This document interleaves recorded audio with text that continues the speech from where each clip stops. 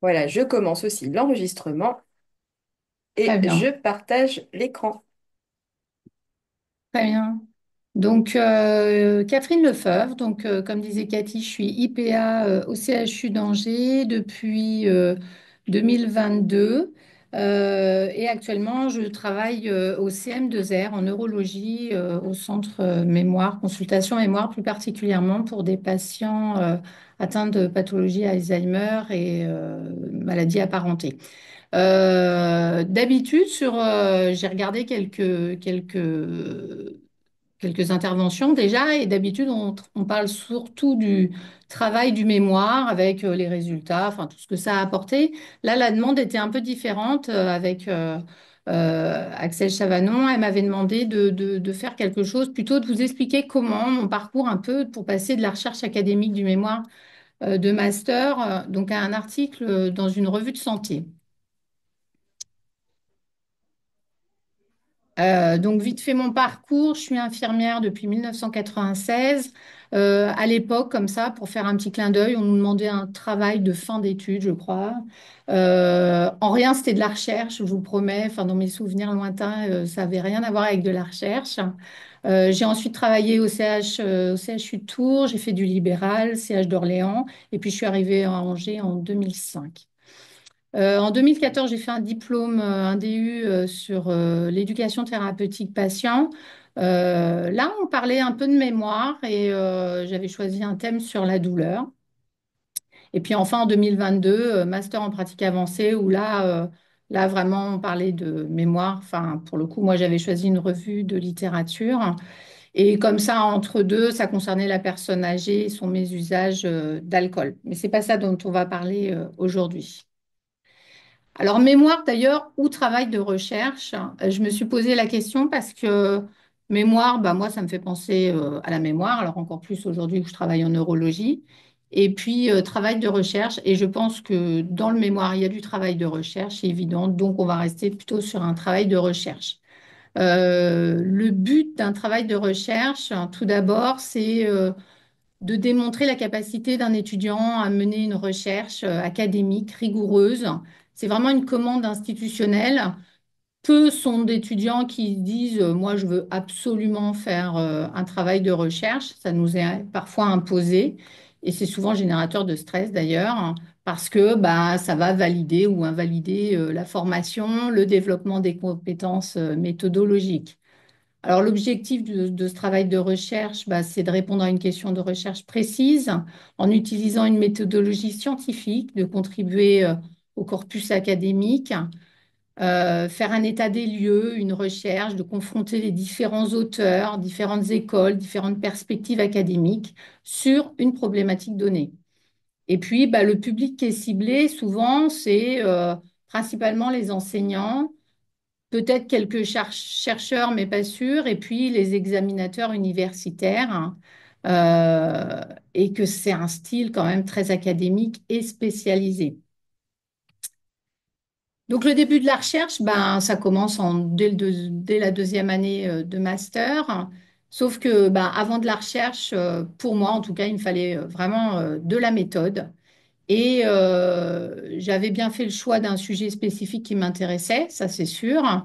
Mais comme j'avais choisi de faire une revue de littérature, parce que dans mon processus de réflexion, moi je partais du principe que la revue de littérature est très importante avant d'aller faire des enquêtes, faire des sondages auprès des gens et que la revue de littérature, ben, en fait, on se rend compte qu'il y a beaucoup, beaucoup de choses à apprendre. Donc, j'étais restée sur la revue de littérature. Sauf que, ben, c'est quoi une revue de littérature? Alors, on sait à peu près, sauf qu'il a fallu que j'en lise beaucoup sur le conseil d'une de mes directrices de mémoire, que je lise beaucoup de revues de littérature, peu importe le sujet d'ailleurs, mais vraiment pour me familiariser et m'approprier cette méthode. Alors, bah, comme tous les bons chercheurs, j'ai utilisé des bases de données académiques, PubMed, Sciences Direct, Google Scholar, la bibliothèque universitaire aussi pour trouver ces articles scientifiques. Et j'ai utilisé des mots-clés spécifiques. Et je dis bien mots-clés spécifiques parce que les mots mèches, hein, on sait que c'est réservé à PubMed. Alors. Donc, ben, ça y est, je me suis imprégnée de la méthode. Donc, ben, il faut que je la réalise, cette revue de littérature. Donc, comment je la réalise? Ben, il y a des gens bien pensants qui ont réfléchi pour nous. Et donc, j'ai utilisé la méthode Prisma. Alors, je vais vous épargner mon anglais. C'est une norme qui regroupe un ensemble d'outils, hein, de produits, de pratiques fondées sur des preuves pour aider les auteurs d'articles scientifiques à balayer un grand nombre de sources lors de la réalisation, en fait. Et dans cette méthode Prisma, on utilise bah, ce que vous connaissez, le diagramme de flux. Enfin, l'idée derrière en fait l'inclusion de ce diagramme, hein, c'est vraiment d'accroître la transparence des décisions prises, hein, et dans l'inclusion ou dans l'exclusion de certaines études de champ. Et ça offre vraiment une représentation visuelle, un schéma de toutes les séquences qui vont avoir été établies pour nous permettre de dire, bah, j'ai gardé que ces 20 articles, admettons, alors que je partais, j'en avais 3000, ben, j'ai gardé que ces 20 articles. Et ce diagramme de flux nous permet justement de voir tout le cheminement qui s'est fait chez le chercheur qui est parti avec beaucoup et qui a fait ce travail comme ça d'entonnoir. En enlevant les doublons, en excluant ce qui n'appartenait pas forcément exactement à son sujet, voilà, en prenant que les titres, puis les résumés, et puis, pour finir, à avoir que les 20 ou 30 euh, lectures qu'il décide d'utiliser pour son travail de recherche. Bah, ensuite, une fois qu'on a réussi à choisir tous les textes qui peuvent nous servir dans notre sujet, eh ben, il faut commencer à écrire. Et bah, l'écriture, c'est une introduction, un cadre théorique avec la méthode, l'analyse de tous les textes retenus de façon méthodique. Vraiment, les textes, il faut les garder parce qu'ils ont une vraie raison de prouver votre question de départ ou d'y répondre en tout cas. Et puis ensuite, la discussion. Tout ça, bien sûr, en respectant bah, les consignes, les demandes pour la réalisation de ce travail, hein, le nombre de pages, d'articles gardés, la présentation, les petits alinéas, les lignes, la présentation, la forme, enfin tout. Et puis la conclusion. Et puis moi, ce qui me concerne, en mai 2022, c'était terminé. Mon mémoire était rendu et en juin, je faisais la soutenance. Et malgré ce chemin, vraiment, là, quand j'en reparle, ce qui m'a paru quand même un peu sinueux, c'était pas naturel hein, d'arriver à tout ça. Bah, finalement, malgré moi, ou inconsciemment en tout cas, je me sens un peu plus acculturée. Et puis un jour, presque un an après la fin de mon master, Axel Chavanon, notre coordinatrice paramédicale de la recherche du CHU d'Angers, me dit, eh ben, si tu publiais. Alors là, je l'ai regardé, j'ai dit, bah non, c'est pas possible. Moi, mon mémoire, il est rangé dans un placard, c'est fini, j'en parle plus, j'y ai passé trop de temps dans la douleur, c'est pas possible. Elle me dit, si, si, réfléchis, réfléchis. Et puis, finalement, je me suis dit, bon, ouais, pourquoi pas. Ouais, mais enfin, qui je suis, moi, Catherine Lefeuvre, pour dire, bah, ouais, je vais publier dans une revue. Bizarre quand même, non? Est-ce que j'ai vraiment cette légitimité? Et puis, petite question quand même, au final, est-ce que c'est si compliqué que ça de transformer un mémoire de 80 pages en 10 000 caractères, espace compris? En clair, 3 pages pour la revue, quoi. Alors là, je repars sur un autre travail parce que la rédaction d'un article, c'est vraiment un autre travail. Ça n'a rien à voir. Mais je repars avec la connaissance de mon mémoire, de mon travail de recherche. Je le connais, je le maîtrise, j'ai le sujet. Et puis surtout, je repars sur une nouvelle expérience où on ne me met pas de pression. C'est-à-dire que je fais le choix, cette fois-ci, de me dire, ben oui, je vais publier. Alors, bah, il va falloir que je respecte une fois de plus des exigences de la revue, mais c'est pas si compliqué que ça. Le choix de la revue professionnelle, ça, c'est pas moi qui le fais, c'est Axel, hein, notre coordinatrice, parce que d'abord, elle connaît beaucoup plus de revues et je pense qu'elle a un vrai réseau. Et puis, ben, l'objectif, bah oui, pourquoi finalement je réécris mon travail de recherche? Bah, c'est d'offrir une synthèse vraiment concise. Alors, pas un résumé, parce que c'est vraiment beaucoup plus que ça, mais quelque chose qui amène des connaissances qui existent, que vous avez passé du temps à chercher. Et puis, on respecte le format de l'article. Et l'article, c'est quand même, c'est vachement pratique, ça se lit très vite, on a vite toutes les références nécessaires. Donc, je me dis, bah oui, tiens, c'est pas mal finalement. Ça peut le faire. On met en évidence les résultats principaux, les tendances, les implications. On sélectionne les points essentiels. Et là, c'est important de ne citer que les études pertinentes. Dans un travail de recherche, on fait beaucoup de références bibliographiques. Et on se rend compte que dans la revue, bah, on va peut-être pas forcément utiliser toutes ces références bibliographiques parce que on veut garder la trame principale de notre mémoire. Mais il y a des choses sur lesquelles on a vraiment appuyé, été beaucoup plus précis dans le travail de recherche, où on le sera peut-être un peu moins dans l'article. Et puis, bah, faut structurer, parce que c'est bien joli tout ça, mais comment je structure mon article de 3 pages? Bah, moi, j'ai utilisé la méthode IMRAD, introduction, méthode, résultat, and discussion. Alors, ça s'est pas fait en un jour, hein. Il a fallu quand même plusieurs semaines, beaucoup de mails d'échange entre Axel, entre la revue, voilà, où chacun essayait de respecter ce que je voulais dire, tout en me disant peut-être qu'il faudrait le dire autrement. Enfin, voilà. Ça a été un vrai travail de groupe et ça, c'est hyper intéressant. Et à aucun moment, je me suis dit, quelqu'un se réapproprie mon mémoire ou on veut me faire changer mon mémoire. Parce que, en fait, l'intérêt, c'est que personne ne porte de jugement sur l'article qu'on écrit. C'est-à-dire que tout ce que vous avez dû dire avant sur votre thème de recherche, il a été validé à la fac. Ça y est, ça c'est validé, ça a été reconnu. Vous avez parfois même une bonne note pour valider ça et c'est très bien. Et là, dans la rédaction de l'article, bah, en fait, on ne met pas en doute ce que vous pouvez apporter comme comment dire, ce que vous dites, quoi, comme affirmation. On vous croit, vous l'avez dit, vous avez démontré que c'était comme ça, et donc là, on ne juge pas. Donc, c'est beaucoup plus libre, même si au départ, je ne pensais pas que ça serait si facile, mais j'ai trouvé plus de liberté finalement dans la rédaction de cet article. Donc, je vous montre, ça c'est ma petite gloire, comme quoi, voilà, j'ai bien écrit un article qui a été publié sur la consommation excessive d'alcool chez les plus de 65 ans. Et finalement, eh ben, tout ce travail, l'écriture de cet article, étonnamment, contrairement au travail de recherche qui était fait lors de nos études et quand on a ce statut étudiant, là, ça arrive à un moment où vous redevenez un nouveau professionnel. C'est-à-dire que bon, j'étais infirmière, je deviens infirmière en pratique avancée, donc avec d'autres missions et puis une autre casquette.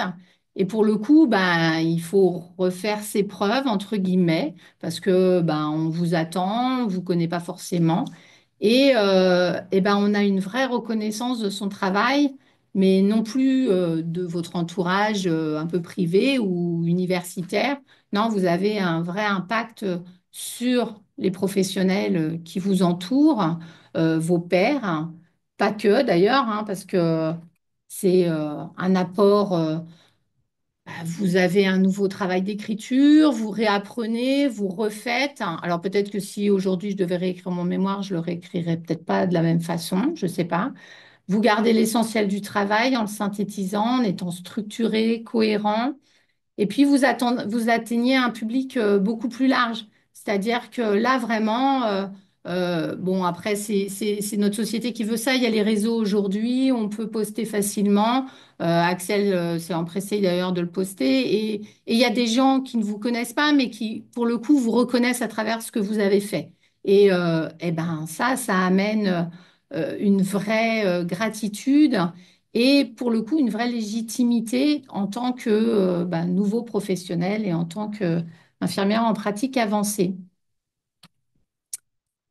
Euh, donc moi, je dirais quand même que ça améliore sa crédibilité académique et professionnelle d'écrire un article, parce que le mémoire, ben, ce travail de recherche que vous faites, il reste à l'université, hein, ou dans votre placard. Si vos proches ont voulu le lire, déjà, c'est énorme. On les remercie. Sauf que l'article, je suis sûre qu'il a été plus lu aujourd'hui que n'importe qui lira mon mémoire demain, quoi. Et puis, ça m'a donné une crédibilité au sens qu'aujourd'hui, bah, je suis directrice de mémoire, entre autres sur les écoles de Puer, parce que on leur demande un travail de fin d'études vraiment sur la revue de littérature. Et Axel m'avait gentiment proposé, et je l'ai fait l'année dernière, je le refais cette année. Parce que bah, pour le coup, vous avez un peu cette crédibilité, cette carte passage, bah, ça y est, voilà, moi je sais faire des revues de littérature et en plus j'ai publié, waouh! Ça m'a permis quand même de développer vraiment mes compétences en rédaction scientifique. Ça vous oblige à bien vous cadrer quand même. Et toute cette structure, on peut penser que c'est un peu pompant au début en se disant, oh là là, il y a la méthode, il y a Prisma, puis il y a Imrad, et puis ceci, cela. Mais n'empêche que c'est un vrai cadre qui permet d'avancer droit et de pas trop partir sur les côtés, et c'est plutôt bien. Ça permet de synthétiser et même dans sa réflexion, pas que dans l'écriture, hein, mais dans sa réflexion de pensée, de dire, c'est un vrai plus. C'est aussi se donner un peu cette pensée critique, cette rigueur. C'est s'obliger à se dire, bah, ok, tu m'avances ça, mais tiens, pourquoi tu me dis ça, toi? Et qu'est-ce qui te, qu'est-ce qui te prouve que c'est bien et qu'on fait bien et que voilà, alors faut pas tout remettre en doute ou en question, mais ça donne une perception, une hauteur vis-à-vis un peu, je trouve, de nos pratiques, voilà, pour analyser les choses différemment. Développement au niveau du réseau professionnel. Et puis peut-être qu'un jour, mon article aura un impact sur la santé. Je ne sais pas, peut-être, on verra. En tout cas, moi, j'avais bien prouvé dans cet article, dans ce travail de mémoire, que l'infirmière en pratique avancée a un vrai rôle à jouer dans la prise en charge des patients de plus de 65 ans qui ont un mésusage d'alcool. Et je dis bien un mésusage d'alcool, et c'était pas de l'alcoolisme, hein, mais qui consomment beaucoup trop d'alcool qu'ils ne devraient. Et puis bah, pas que une reconnaissance académique finalement et pas que professionnelle, aussi une vraie reconnaissance personnelle autour de moi, autour de mon mari, autour de... C'est marrant comme quoi l'effet boule de neige, voilà, où on intègre cette recherche presque dans notre vie en fait, mais de manière beaucoup plus... en tout cas, cet article de manière beaucoup plus libre hein, et détendue, avec beaucoup moins de stress, beaucoup moins d'enjeux, en tout cas, que ce travail de mémoire, mais qui était nécessaire pour en passer par là. Voilà. Euh, je vous remercie pour votre attention. Merci beaucoup, Catherine. Donc, on va passer maintenant aux questions.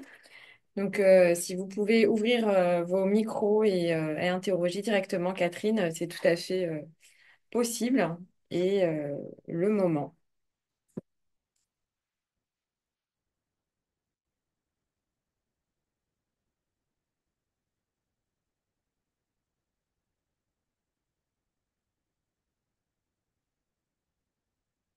Alors, s'il n'y a pas de questions, moi, je vais quand même te poser une J'avais question. une question, pardon. Ah, pardon. Alors, Non, il n'y a Florence, pas de souci. Bonjour, donc moi je suis Florence, IPA en diabétologie à Tours. Et je voulais te remercier pour ta présentation qui donne du baume au cœur. Je suis dans le même exercice que toi, mais la soumission me paraît bien loin. Et du coup, je me dis que finalement c'est possible quand même, donc Ah oui, je te oui. remercie. Je te remercie. Et je me dis que cette présentation serait très utile à de nombreux étudiants qui sont en cours de rédaction. Et je pense que ce serait intéressant de... J'ai essayé de regarder là sur le JRC, je ne sais pas quand est-ce que la vidéo YouTube va être disponible, mais il faut évidemment partager d'autant plus cette vidéo qui est très très intéressante. Merci beaucoup. Je te remercie, Florence. Alors, oui, c'est une bonne question, ça, du coup. Est-ce que tu interviens Alors auprès aujourd'hui, moi, des j'interviens pas au étudiants? niveau des étudiants à la fac d'Angers. J'interviens juste au niveau, au départ, je me m'étais portée volontaire pour être tutrice, voilà, avec certains étudiants. Donc, bah, j'accompagne mes étudiants, mes deux étudiantes là qui finissent leur cursus de deuxième année. Voilà, mais sinon, c'est vrai que ça pourrait être une intervention possible, même si je sais qu'à la faculté d'Angers, en tout cas, ils ont Laurent Poirot qui est très adepte de la recherche et voilà quoi. Mm. Mais c'est vrai que c'est pas pareil. Pour répondre à Florence, la vidéo est assez rapidement accessible. Donc, effectivement, on fera la promotion, comme il est le cas à chaque fois, auprès des différents publics et sur les réseaux. Alors, j'ai une question de Léa. Alors, je ouvre le chat. Léa d'Outrelon, désolée, je n'ai pas de micro. C'est pas grave, on va poser la question. Alors, félicitations pour ce travail et je finis Merci. ma deuxième année IPA Bravo. et on m'a évoqué cette idée à laquelle je réfléchis à distance, prise par la rédaction du mémoire. Très bien. Bah, alors, pour mon expérience, je n'ai pas de regret de l'avoir fait à 1 an de la fin de mon cursus étudiant. Alors, même si pendant mon cursus, j'ai une directrice de mémoire qui m'avait dit, oh, ça serait bien que tu publies. Je lui avais dit, oh là là, laisse-moi finir mon cursus, mon mémoire, déjà mon travail de recherche, et puis après, on verra. Et puis après, il y a eu la prise du poste qui est pas simple, hein, qui se fait pas comme ça. Et en fait, je pense que j'aurais pas pu le faire avant. J'aurais pas pu être disponible avant cette année de mise en place, d'organisation et tout ça. Et ça m'a permis de me replonger dans mon mémoire, alors que, bon, quand je l'ai eu terminé et je l'ai fermé, j'en pouvais plus des personnes de 65 ans qui boivent de l'alcool. Donc, vraiment, j'avais besoin de faire un break sur ce sujet. Et finalement, de le reprendre à 1 an, et ben, j'avais pris cette distance, cette hauteur suffisante pour me dire, bah, ah, mais ouais, tiens, pourquoi pas? Et pour celles je pense entre autres à Adeline, qui écrit dans la foulée presque de sa fin d'études, bah, c'est formidable. On pourrait vous dire, bah, vous êtes encore dedans et donc ça va être forcément plus simple. Moi, en tout cas, je l'ai bien vécu et j'ai trouvé ça bien d'avoir cette distance pour l'écrire. Voilà. Mais tout est possible, hein. Ouais, je pense que c'est bien que tu puisses dire ça, Catherine, effectivement, qu'à certains moments, et puis pour certains d'entre nous, il y a besoin d'un délai, en fait, Mm, hein, pour pouvoir poser le mm, travail qui a été ouais, effectué, et qui a été un gros travail hein, voilà, pour le master mm, et de le synthétiser comme tu nous l'as montré hein, en 3 pages, mm, synthétiser 80 pages en 3 pages, c'est un autre travail. Donc complètement. effectivement, Ouais, il faut des fois avoir cette distance mm, pour ne garder que le meilleur finalement à transmettre aux ouais, autres. ouais, complètement. Ouais. Donc voilà, bah, on a plein de messages de félicitations. Waouh, merci. Ça me touche. Voilà, donc ça effectivement, ça vous donne des perspectives et c'est très bien. Et en tout cas, n'hésitez pas alors vous orienter vers le réseau. Si vous n'avez pas de... On a entendu Catherine hein, nous dire qu'elle était accompagnée par Axel Chavanon, qui est effectivement Mm, coordinatrice de la recherche paramédicale sur le CHU d'Angers. mm, Et au sein de vos établissements, s'il n'y a pas donc cette possibilité d'accompagnement par un professionnel, il existe toujours des cellules ou en tout cas vos encadrants de soins hein, qui peuvent vous orienter au sein de vos structures, de vos établissements mm, ou bien même voilà, la direction des soins qui est là pour vous accompagner. Et puis, il y a nous, le réseau. Voilà, on a aussi la connaissance sur le territoire du Grand Ouest et auprès de nos autres collègues des GIRSI, mm, des référents qui peuvent vous accompagner dans ce travail de passage entre la recherche du master et la rédaction d'un article. mm, Donc, n'hésitez pas à venir vers nous. Voilà. Et donc, merci encore, Catherine. mm. S'il n'y a pas d'autres questions, on a encore 4 minutes Ouais. si vous avez des questions ou si Catherine veut rajouter quelque chose. Ben non, mais c'est juste de pas se dire que la fin du mémoire, c'est la clôture de ce travail de recherche, quoi. Surtout pas parce que, alors pour certains, ça va s'ouvrir sur d'autres enquêtes, sur la mise en place peut-être dans leur service, et c'est génial quand on a la possibilité de le faire. Mais d'un point de vue un peu comme ça, académique, niveau recherche, eh ben, moi, pourtant, j'étais persuadée que ça y est, ça s'arrêtait, quoi. Le mémoire était fini et voilà, c'était une page qui se tournait. Bon, en effet, c'est une page qui se tourne, mais le livre est loin d'être terminé. Donc, continuer et puis publier. Et puis, je trouve que nous, les infirmiers, avec cette culture au départ difficile de la recherche, eh ben, si ça peut aider les gens à se dire, mais attends, elle était infirmière, elle a plus de 50 ans, elle a fait son master, elle a publié, eh ben, ça donne vraiment l'envie. De se dire, mais que nous aussi, infirmiers, on peut avoir cette culture de la recherche. Il faut juste nous la donner et on l'a, quoi, en fait. Elle n'est pas juste réservée à un corps de métier. Donc, voilà, continuez comme ça et ça sera top. Merci beaucoup. On va clore ce webinaire et donc n'hésitez pas à aller le visionner sur la chaîne YouTube du CHU d'Angers et à le partager, bien évidemment. Bonne journée à tous Merci. et à très bientôt.